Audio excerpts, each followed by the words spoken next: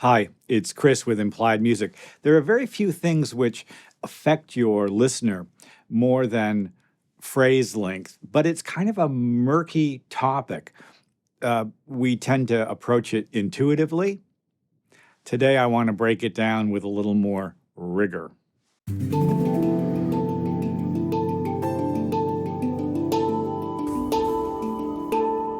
I did a video last week on harmonic rhythm versus phrase length. Now, I'm just going to come right out and say, this is a very broad generalization, but it's fairly accurate, that almost all of the phrase lengths that we experience in popular music are 2 and 4 bars in length. Now, a 4-bar phrase is the conventional phrase length. I was a ballet pianist for many years. That is to say, I sat in classrooms and played. And if you're playing for dance, it has to be squared off. And that's why popular music has, and dance rhythms have that sort of world. So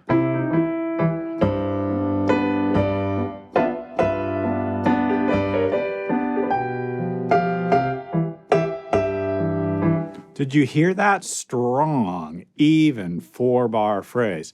I just made that up. And I bet as a composer, you do that too. You find it very easy to, make things up in 4-bar phrases. If I go over to the loop browser here, experimental. Okay, so experimental, some of those phrase lengths, they should be strange lengths, right? Nope. It's 1 bar long, or, however you want to think about it. I'm sure it's a very nice texture, but its defining characteristic, really, in terms of the span of time, is that fixed length. Now, when you and I speak, we don't necessarily speak in 4-bar phrases, do we? And music is organized in, we actually use the term sentences and phrases. It's almost like we're using speech terms to describe what we're talking about, isn't it? Well, imagine this. I'm talking to you and I give you a bunch of information, maybe something emotional, and it's not squared off, is it? Well, how about something like...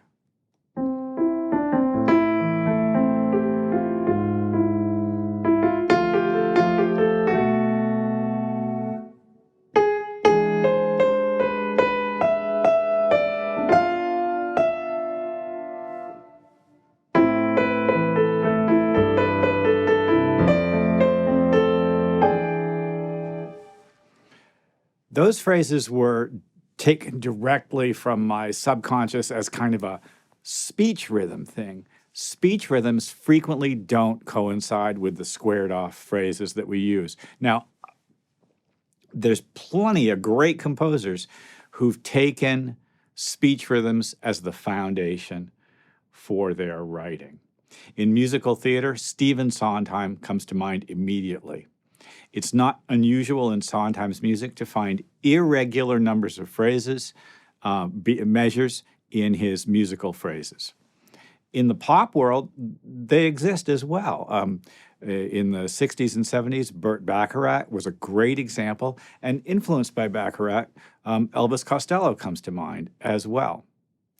The American songbook writing of the 30s and 40s is usually squared off into 4 and 8-bar phrases, but frequently there will be something that a classical musician might call an interjection or an interpolation, 2 bars dropped in to emphasize a phrase, often at the end of the song.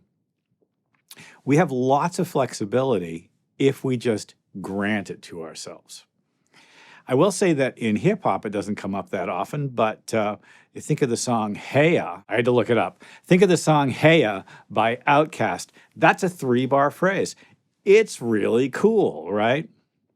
Well, you can have harmonic cycles that define your phrases. And just for the sake of completeness, let's briefly talk about it.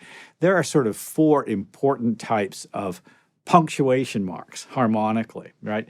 The most important one is called the authentic cadence, and it basically goes from the 5th to the root. It signals the end. And if you do that, you really tell the listener that's the end of that phrase. Now, there are three others that are worth mentioning, and they're a little softer. For instance, there's this phrase that does kind of the same thing, but instead of going to the tonic C, it goes to the 6, 5, 6, called a deceptive cadence. It's a beautiful sound, isn't it? Now, the third one is, I've heard it called a bunch of different things. I learned it as a progressive cadence. I've heard it called a half cadence as well. It's the cadence that takes us to the 5 chord. So let's say I'm playing in C.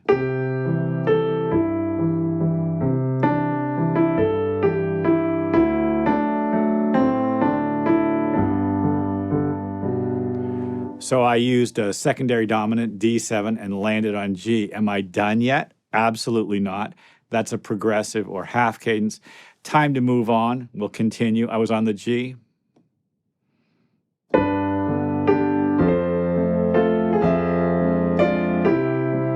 Here comes a full or authentic cadence at the end. And then the final kind of cadence is the plagal cadence, 4/1. Amen.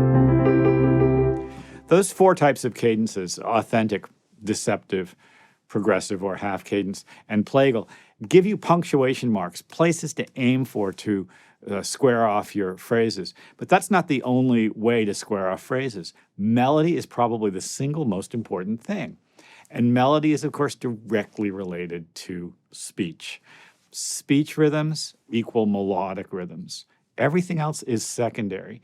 The emotional contour of talking to your lover or your child, to your boss, to yourself, all those things have rhythm and phrasing, and you can bring those into your music.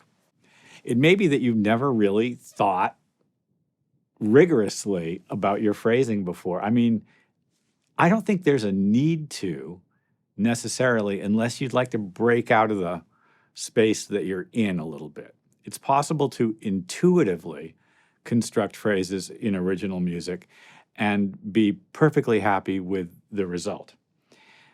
If we're writing to picture, if we're writing for theater, or composing directly to a poem that pre-exists, it would be nice for us to be able to flexibly adjust our phrase lengths in order to hit a mark in the film or support a word just the right way in a poem.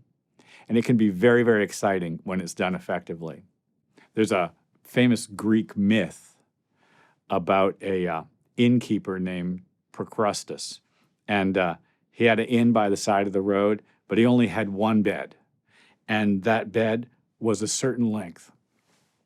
And if a traveler showed up and asked to stay the night, he'd say sure.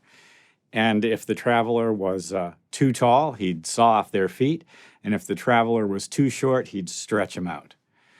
It's called a Procrustean solution. Well, it's not the only way to solve your musical phrase problems, right? There is flexibility, and I hope you find a way to use it in your own work. Well, I hope this has been useful. Like and subscribe. Ding the bell. You'll be notified when I do new videos. I'll see you next time.